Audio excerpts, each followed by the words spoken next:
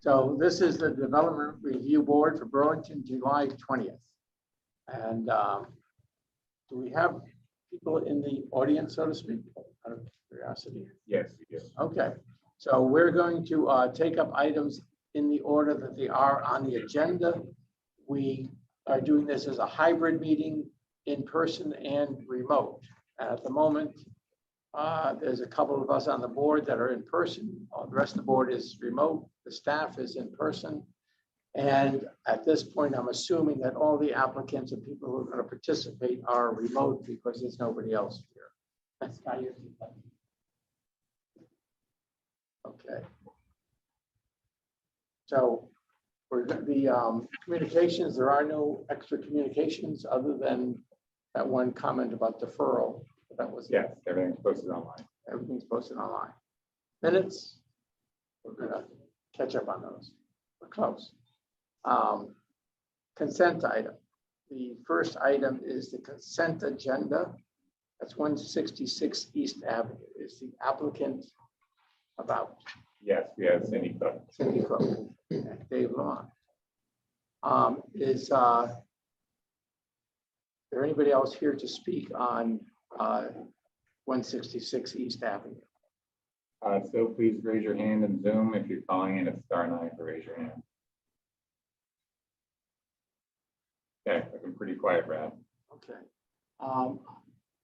I am going to say that I'm going to ask to treat this as a regular application because I have a couple of questions that I'm going to ask on this. So we will treat this as a public hearing. And so Cindy and Dave, if you're both participating, can I ask you to swear to tell the truth, the whole truth, under pain and penalty of perjury? I do, and Dave's name is on there. He's a colleague, and we were facilitating another meeting earlier today. So, okay, so it's Dave just has nothing to do with this. Yeah. Okay. Okay. Thanks. Okay, so I'll since I asked to take it off, I'll just ask the question I have. Sure. We have a site plan that you submitted that shows. What was this thing? Yeah, you have an aerial view along with a permit approval from sometime in the past, from 2015, it looks like. And my question is, the site plan on that approved application shows 4 spaces in tandem, and the parking area is 18 feet wide. When I look at the aerial photograph, it shows cars turn 90 degrees and the parking area obviously much wider than 18 feet. So I'm trying to figure out what is the story there. Yeah, I don't know anything about the application in 2015 which was then abandoned. That was by some previous owners.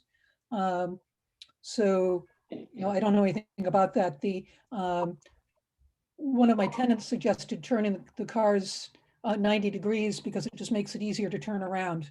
But that's the only reason for it. I don't know that you can fit 4 cars in an 18-foot wide space, can you?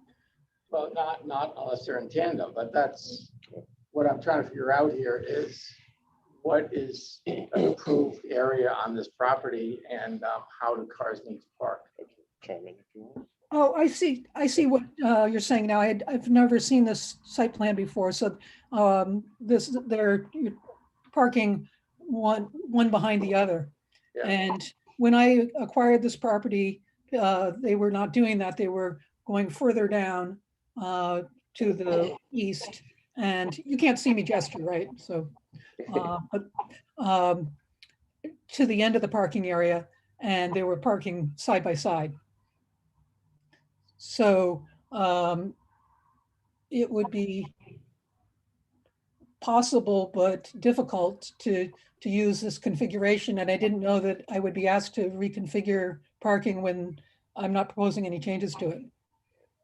Brian's going to have this was an idea. This is a preliminary. Sorry, Brian's going to have a comment. Yeah, I added that site plan as a reference to, because that site plan showed an existing situation back when that permit was approved, which was subsequently withdrawn. Just as an example of what was previously acknowledged as existing, obviously today you look at the aerials and the history of the property and nearby development, which altered that historic parking area.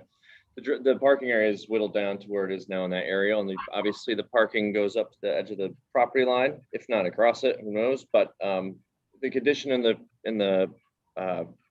the condition of the permit, as you and I have talked about, has you reducing that parking area so it meets a 5-foot setback.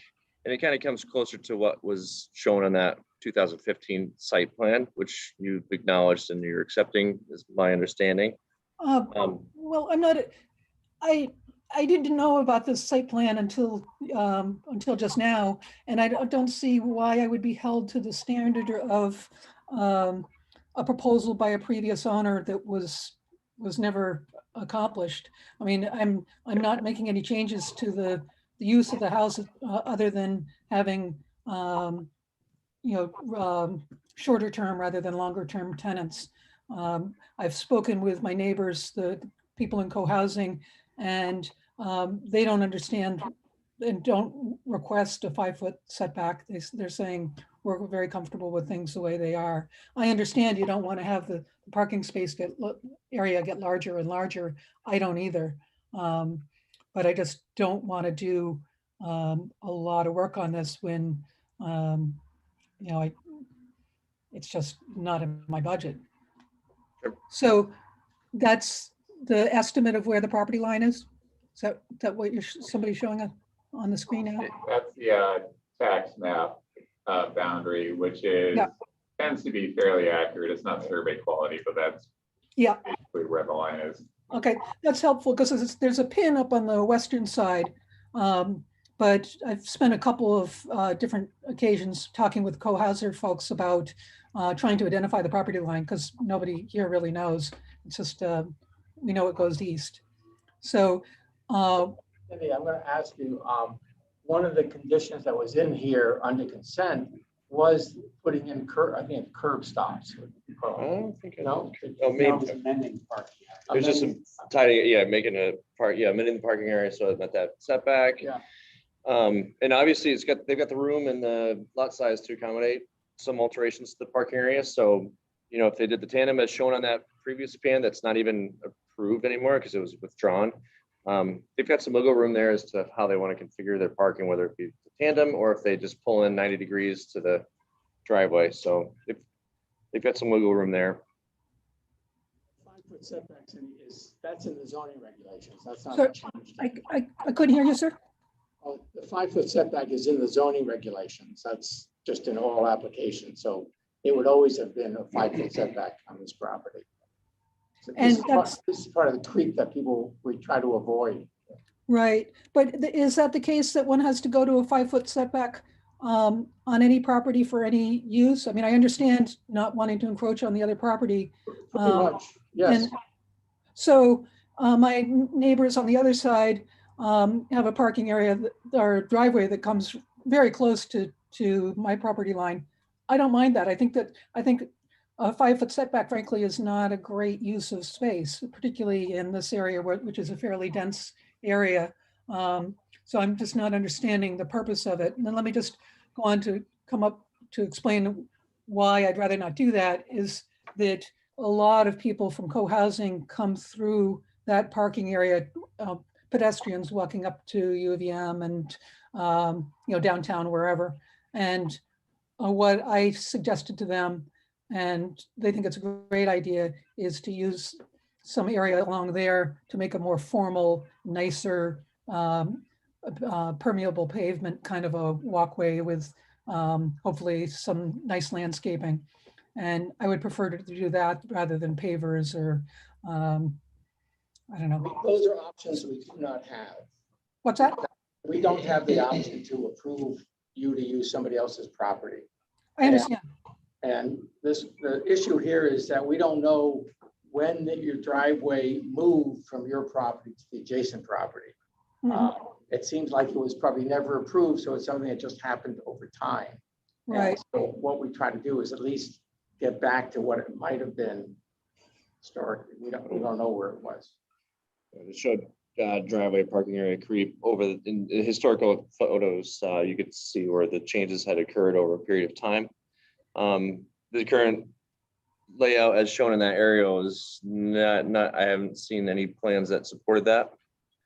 So hence, that's why we're recommending the condition to at least bring it toward compliance with the 5-foot setback. Okay, so I understand that there's a 5-foot setback requirement, and that you'd like me to make that permanent somehow or other. Plowing is a serious issue here. So what I would propose is that I rotate the cars so they park back the way they were when I first came here, which is 4 abreast facing east. And then there would be no need, there wouldn't be any encroachment on the neighbors. And then I can put up something quasi-permanent, but not something, but plow, that can handle a plow to prevent people from backing up when they turn around, when they back up, they wouldn't cross the neighbor's property. Is that something that would work? Yeah, it's not where the cars are per se. It's this parking, the gravel parking area is inconsistent with previous site plans. Now, there's a process for a determination if you think that structure's been there for a long enough period of time so that it's essentially, we can't touch it, but that's not before us right now. And that would require a showing of a 15-year, that parking has been in place for more than 15 years. And we don't have any evidence to that. So what we're looking at is a parking lot that's inconsistent with prior site plans. And we have a pretty clear regulation that there has to be a 5-foot setback. Whatever you're doing with your neighbor is a private property right. If your neighbor wanted to give you easements or let you park there, by all means they could. That's not really within our purview. And so what we're looking at is a parking area that is inconsistent with a prior approval and extends into a setback. And all we're asking is that you basically put a 5-foot strip of grass down or take out, that's really it. And, I think what you're talking about, we don't, A, have the authority to do, and B, isn't exactly what the point Brad was raising.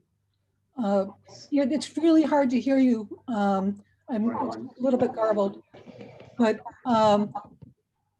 what I would like to do is something that ensures that I'm in compliance with the 5-foot setback, but also is not grass and isn't affected by a plow, because there's quite a bit of a slope there, and towards the east side of the oval that's circled in red is where the snow needs to go.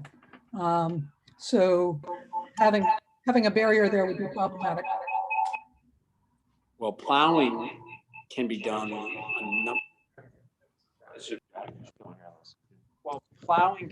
number of different ways. And that's, again, not something we can really take into consideration. So, Well, and I don't know what options are available to meet a 5-foot setback other than grass. You probably want to talk to planning and zoning about that. We can't design that. okay, so would it work to would the board be comfortable with my committing to doing a 5-foot setback and coming up with something that's a little bit more creative than a grass strip? Because grass is sort of not an environmentally great solution here.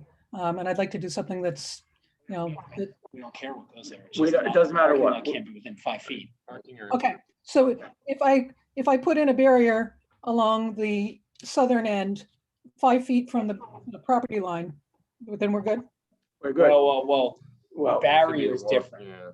I mean, it has to conform with what a setback actually is supposed to entail. I haven't read the definition. Some places, Brian can inform us. A setback sometimes can include certain impervious surfaces, and sometimes it can't. So it can be maybe some walkways are in, maybe some aren't. We can't say we're good. You have to approve that through the staff process. And I would say the other thing, Cindy, is that at this point, it sounds like we have sort of a understanding. We're gonna do something where we're gonna ask you to recognize that 5-foot setback to the parking area. How you solve that to some extent is gonna be your call. We'll probably we have to deliberate on this and do a formal approval, which you're already asking for the Airbnb approval, I think, as much as anything. And so at the end of the meeting, we'll deliberate on this, and then you can get the findings from Ryan or from staff, and we'll probably have a request for you to just work it out with him in that final detail. Okay, and it would be really helpful to know what you guys mean by a setback, you know, sort of what the criteria are for that. So if Ryan can help me with that or somebody else, that would be useful. I would be happy to help you with that. Good. Can I ask a question of Ryan? Yes, that's Jeff. Yes. Okay, Jeff. So Ryan, if the applicant's proposal to park the cars, I guess, facing east now, it's a little unclear to me. She needs 4 parking spaces. I'm not sure there's adequate space with a 5-foot setback to park 4 cars, not in a tandem arrangement. So are we going back to, is it allowed to do 4 cars in a tandem? I think we get into this parking attendant problem with tandem cars in a B&B. You're muted. I mean, a duplex, it's currently a duplex, which allows for tandem parking. The parking requirement remains the same by renting out 2 bedrooms in the second unit, so they can still potentially use a tandem parking layout. Well, what Jeff is getting at is that it's these dwelling units, so we need to have the host on site. Right, yeah. Move cars in the event they need to be moved, because they would have to be tandem. Mm-hmm. And that's easy because I'm here. And I have a very Yeah. small car. And this is the kind of, just to be clear, I've voted against this exact arrangement numerous times because it's just, we're fitting a square peg into a round hole with Airbnbs and this, you know, having the attendant to check parking for tandem arrangements. This does not feel like a site to me that is currently designed or adequate to manage the required parking for the uses that are being proposed. So I'm confused because this has been a duplex for, I don't know, 50+ years. You know, I've gotten approval for the apartment a number of times. I'm just not sure what's changed. Parking requirements for duplex is different than parking requirements for the 2-bedroom Airbnb that you're proposing. So that's the difference. You're proposing something that has a different parking requirement. I thought the parking was for Same number of cars, but the duplex arrangement is allowable for one, but not necessarily for the other, without an attendant. And that's something we can discuss that at deliberation, whether we're gonna. Yeah, others may feel differently, Cindy. Yeah. It's just, this is the challenge here, and it's not your fault, but we have a zoning ordinance that has not yet been updated to allow for Airbnbs. And so we're trying to define them as bed and breakfasts, and the current zoning ordinance has requirements for for bed and breakfast that I just think are not practicable, not doable for Airbnbs. And so I personally am not inclined to vote in favor given that challenge. Cindy, give us a minute here. I'd like to see if there's any other questions from other board members. Are there any board members who have other questions on this?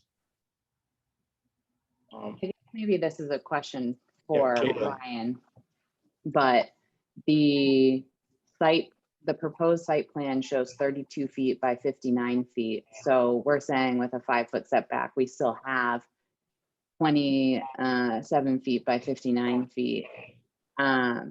So I agree with you, Jeff, that they probably can't be 4 next to each other, but that does still sound like a pretty big space of angled parking or something to that effect. But I just wanted to check, Ryan, that those dimensions, we don't have any issues with those dimensions. It's just a matter of a 5-foot setback. 5-foot setback is important. What's represented in her site plan, the 50 plus foot by whatever it was, 32. I don't have it in front of me. That is going to be large enough to accommodate 4 spaces. How you line them up, perpendicular, slanted parking or diagonal parking spaces. It's possible. That was the intent of that condition, was to really define that parking area and get that 5-foot setback in there, to where you could possibly still fit in 4 side-by-side parking spaces, or look at the aspect of the 2 rows of tandem parking. Mhm. Or possibly 3 side by side and 1 with 1 tandem. I don't know, but do you need a the configuration of where the cars will park, or just of the parking area? And then will insurance that the dimensions are sufficient, as Caitlin was saying, to allow for 4 cars. I think we're gonna be discussing that. I'm not sure. Okay. We'll look at that. Any other questions from members of the board? I think we have everything understood from your concern, Cindy, and I think we have it from the board. I said we'll deliberate on this at the end of the meeting, and we've got to follow up. Okay, and I just, thank you, and I just want to let you know that I'm just confused. I want to work with you. I'll comply with whatever needs to be complied with. I just don't know all the rules, and We understand. We understand. So we'll try to be helpful too. thanks very much. Okay, thank you. Okay, the next item is 164 Willard Street. There's been a request for a deferral. Is that? I'm You're recused. recused on that, okay. AJ's recused on 164 North Willard. Do we need that for a date certain, Scott? Or is that just deferred because you think you're gonna work it all out? He sought a determination, so boy, I don't know. I would leave it open-ended, Okay. rather than say a month out, because the determination might take a month, it might take 6 weeks. We just have to rewarn it. So is deferral the right response to this? Yes. Okay, so, Yeah. okay. So I think I see at least one person in the queue, Brad, looking to talk. Do we want to On open 164. this at all, or simply defer? And that's your call. I'd recommend just defer. We have no, I don't know who's speaking here, but, or requesting to speak. We have no real information that we're going to take this up right now. So this will be extended as the applicant tries to work out the details of this issue. That's great. So we're not going to open the hearing at this point. Can we have a motion from somebody on the board for a deferral on this to a open-ended date? Brad, is this one where we have a time limit? It's an appeal. I just want to make sure, is there a time limit for us to rule on this? I don't think so, but. Time limit is to bring it before the board. And tonight is within that time limit. But the appellant has requested deferral. And since they've actually applied for a determination that's relevant, staff can now support that deferral. Okay. So, So the deferral extends the timeline. yes. Right, so I move that we defer item ZAP 21-11, 164 North Willard Street to a time to be determined in the future. Second. I see Brooks second that. Any discussion? All in favor? Opposed? And AJ is recused. Okay, thank you. Next item is 17 Church Street, alternate compliance for a sign installation. Is this a on the record review? No, good. Okay, is the applicant here for 1-7 Church Street?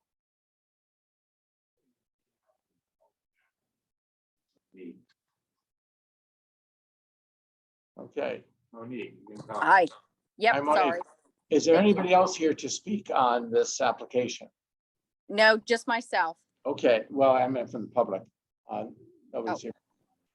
So raise your hand. Scott, we can't really hear you. I don't have much to say. Okay, so Monique, I'm going to swear you in. Do you swear to tell the truth and whole truth with pain and penalty of perjury? I do. Okay, and you are with, SB signs. okay. And I see this is, looks like it's fairly straightforward that you need a request for a alternate compliance method since you don't have the distance from glass. Is that right? Correct. Okay. And this is for that blade sign. Anything you want to add that wasn't in the application or clarify anything in there? Nope. Nope. Okay. I'm going to ask if there's any members on the board that have questions for the applicant on this. It's a nice little sign. It's a rather modest blade sign, actually. It seems, given some of them. Okay, so I think, unless there's anything else you need to add, Monique, I guess we've sort of exhausted ourselves in the previous item. No problem. I'm all set. Okay, and like I said, we will probably deliberate at the end of the day here. So I will close the public hearing on this application. Okay, thank you. Thanks. Okay, the next application is for ZP 21-450, 28 Sunset Cliff Road. Is the applicant here for that?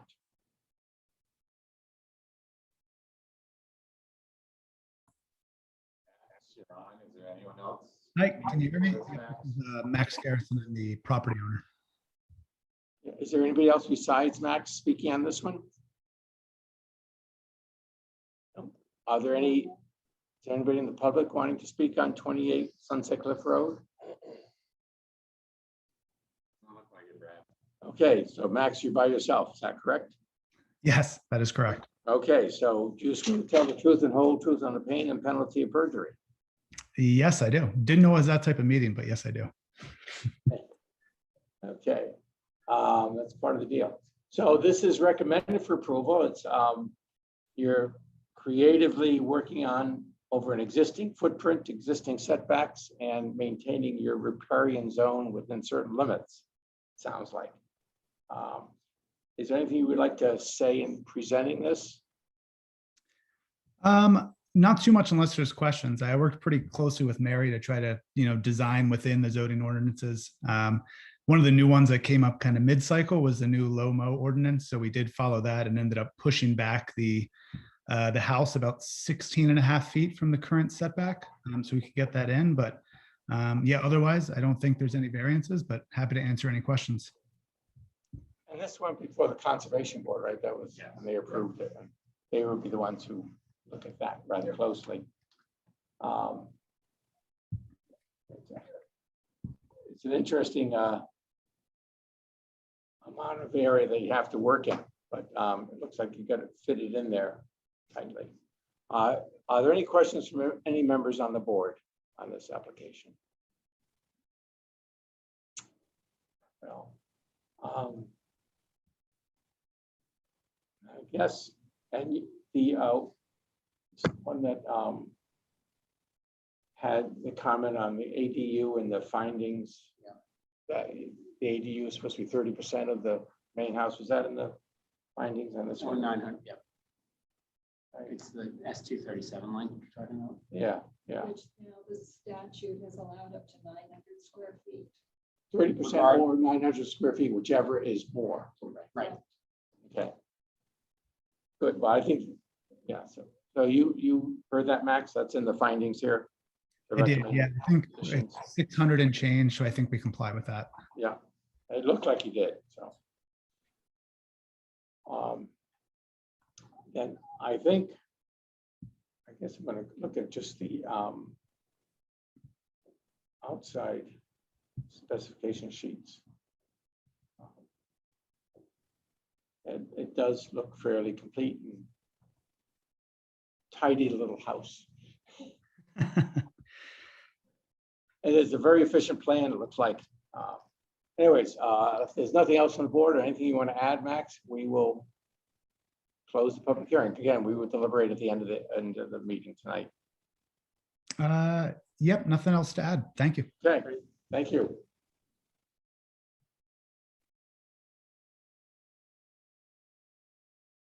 Yeah.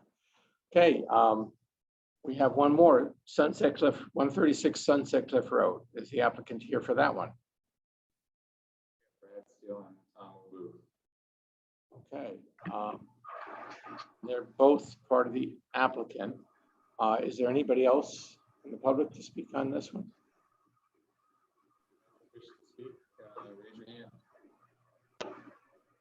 Okay, so I'm going to ask Brad and Tom, do you swear to tell the truth and whole truth under pain and penalty of perjury? Yes. Yes, I do. Okay. This also is, again, sort of a very creative reuse of existing footprints and existing property on the lake. It's like a nice design on this. Is there anything you would put in terms of presentation on this one? Tom or Brad? Yes, sure. Is Adam Ginsberg on the list of people that you can see as he's the architect? I did see Adam. He didn't raise his hand. I'll let him talk anyhow.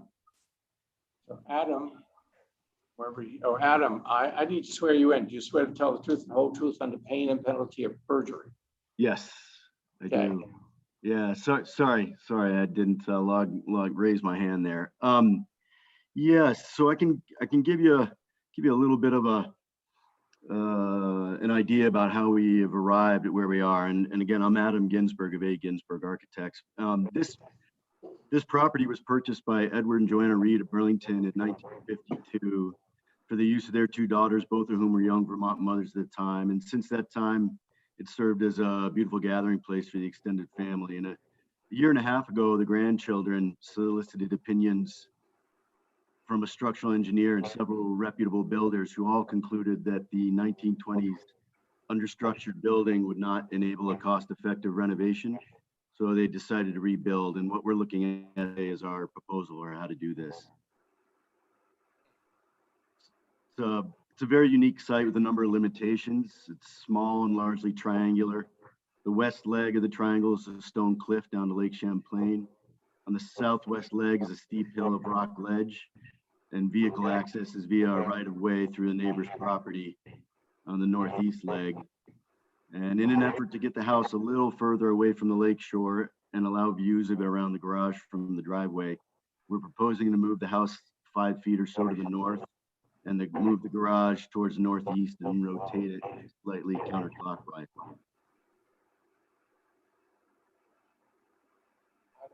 Is this the same family owners or is this different owners? It's the same family since 1952. Okay. Nice set of drawings there. Are there any questions from members of the board for the applicant?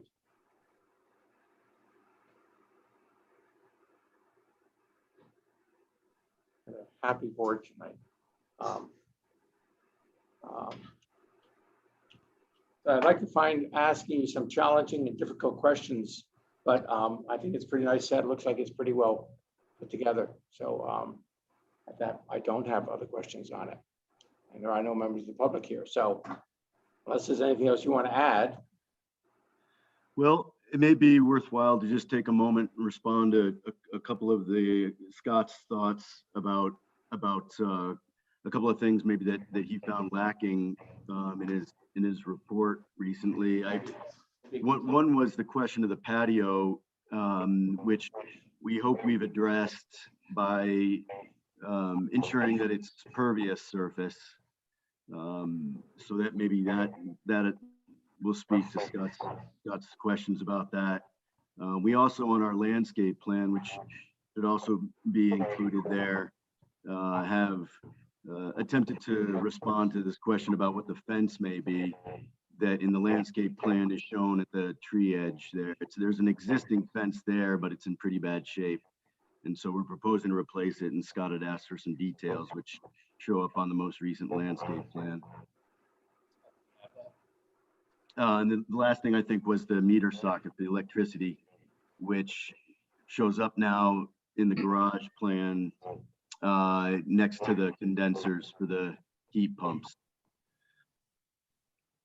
So we made some efforts to kind of respond to some of Scott's questions and notes that he provided in his report. So I'll take your word for it that you provided fence detail. I have the Zoom meeting running on top of what you're seeing, so I don't see it. If it's in there, awesome. Yes, Oh, Brad's showing it to me now. Perfect. The patios, I talked to Tom about this. The patio's lot coverage, whether it's pervious or impervious. And because of that, it needs to be removed because it's within the waterfront setback. A walkway is expressly allowed, and those are all fine, but the patio isn't.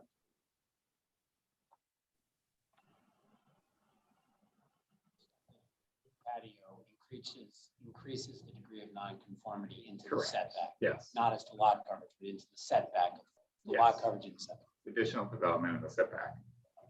Can't approve that. Correct. It's been-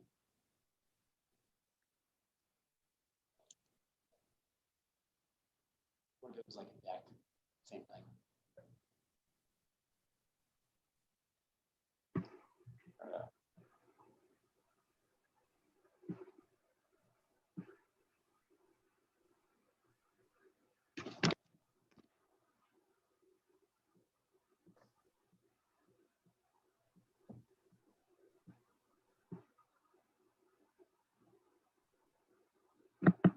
so that is not in the recommended. Yes. Is it? You guys are talking in the hearing room. We really can't hear you. But we actually haven't been talking, so trying to read something here. Brad asked whether or not the patio was in the conditions of approval. And I said it was. It's in condition 1, deletion of proposed patio and corrected lot coverage.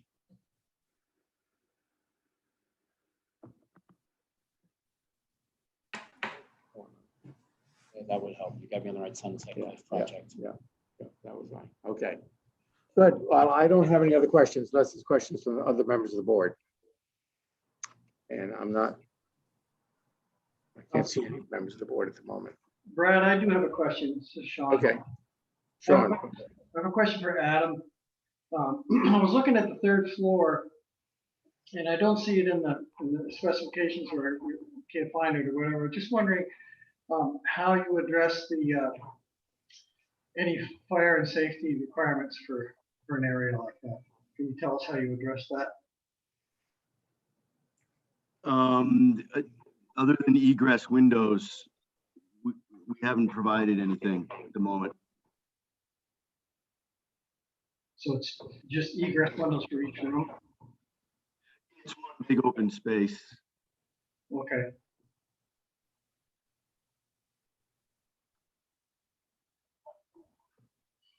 I'm not sure that will pass. I'm not sure we need to decide that, but it looks like your window sill is more than 20 feet off the ground. So you're probably not going to satisfy the requirements there in the building code. that'll get dealt with as you go before the building permit for, Yeah. Yeah. Can you guys hear me? yes. So I have yet to take Brad Biggie out to the site. I'm suspecting that we're into a residential sprinkler. We're also more than 75 feet from the road frontage, which is Sunset Cliff. We're, as Adam mentioned, we're through an easement through the property to the north, which puts us greater than 75 feet from Sunset Cliff, which is also another key indicator that we're going to need a sprinkler residential system. I'm planning on bringing Brad out there in the next week or two so that we can resolve it and make sure that we have what we need in place to satisfy the life and safety code. Okay. Good. Any other questions from the board? Okay. Well, I want to thank everybody for participating, Tom, Brad, and Adam. Adam. Thank you. Okay, I am going to close the public hearing. We will be deliberating at the end of the meeting on this one. Thank you. Thank you. Great. Thank you, guys. Okay, we have one other item on our agenda. It's our annual organizational meeting. Sprung it on us. I guess you said that last time.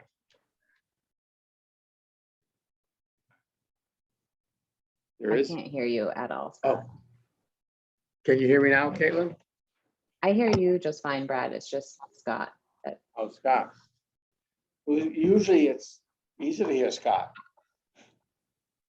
So this is our organizational meeting, which means we elect chair, vice chair, and appoint people to various committees, which is the long-term planning.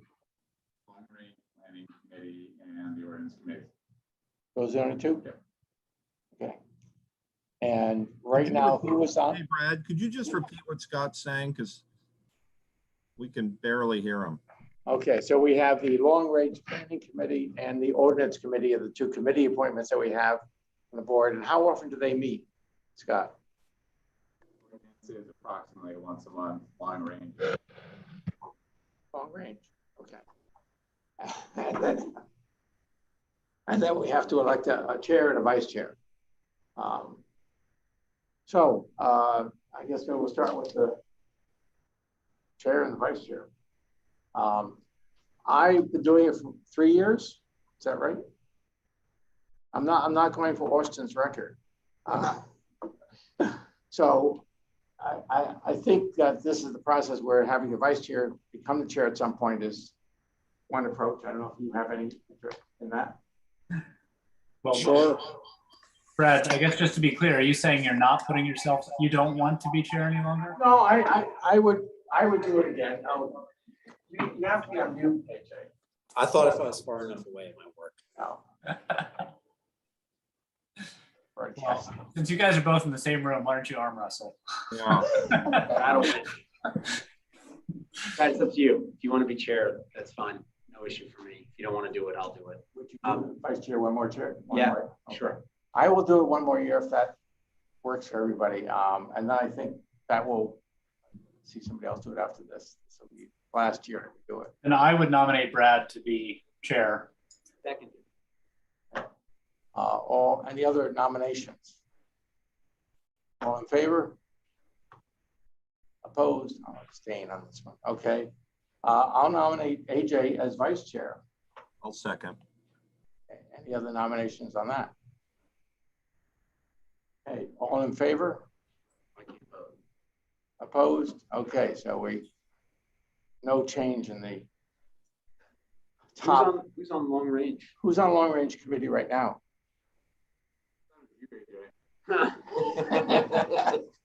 Then I'll keep doing it because we haven't met in 3 years. I nominate myself to keep doing it. That sounds great. It's a great kind of committee. That's with the planning commission, right? Yeah. But we haven't met in years. Right. We did Plan BTV South End and then we ran out of things to do. That sounds like a motion that I'll second. Okay. Okay, so AJ, the other one is so AJ would be the long range planning representative. You vote on that? We got to vote. We're going to vote. Yes. All in favor? Yes. Opposed? Okay. The other committee is, I think, an important one, which is the ordinance committee, because there are issues that come up on as review applications, and it's members from this board, planning commission, design advisory board, and somebody else. That's it. Okay, the 3 boards, and to see what issues and the processes for new changes in the ordinance get initiated really by the planning commission, then brought to the city council. I think that's the process, right? Basically. So who wants to be on the Caitlin, aren't you currently serving on it? Yes, I've been there for a solid 2 months, so I would love to keep doing it. Okay. I'd like to second. I'd like Okay, to so- nominate Caitlin. Okay, Second. okay, all in favor? Opposed? Okay, Caitlin. Great. All right. So we have, didn't we at one point have to vote on the clerk? Go ahead if you want to. I won't stop you. No, we definitely did, and I don't know why we did. Okay. We're happy that you're here, Ally. Great, thanks, Ellie. Okay, that completes the business of tonight for the hearing, and we will close the review board hearing and move to deliberation if everybody's okay with that. Yep. Okay. So The recording has stopped.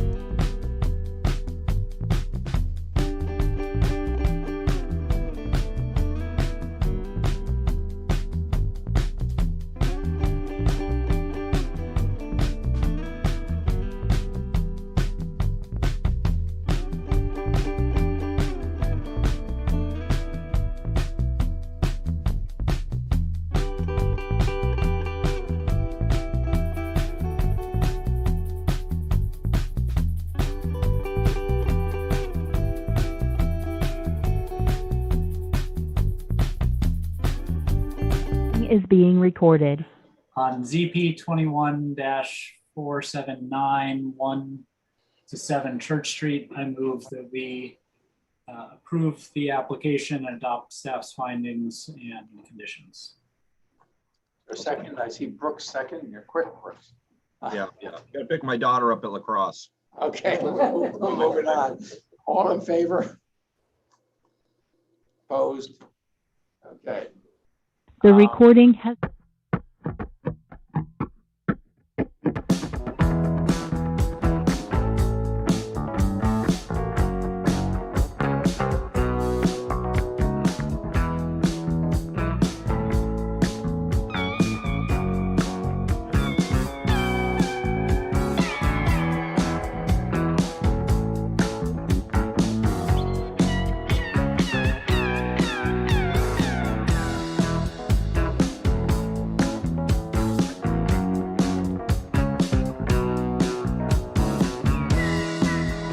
being ahead. recorded.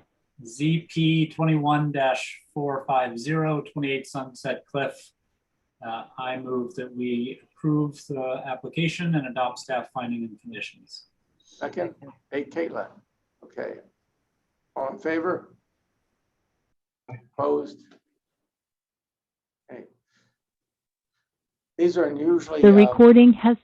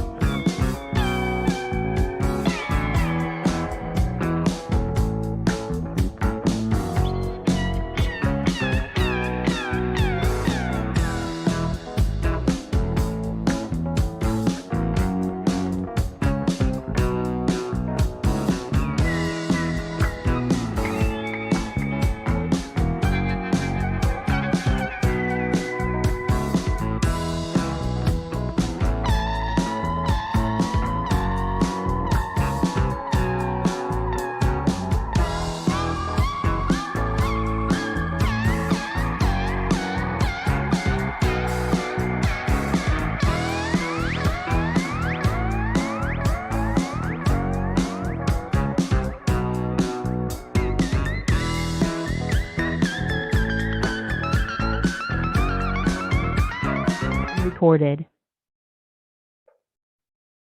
21-0958 CA 136 Sunset Cliff Road. I move that we approve the application and adopt staff's findings and recommendations. Second on this one. Chase. Okay. Any comments? Okay, all in favor? Opposed? We're good. Good. That's The it. recording has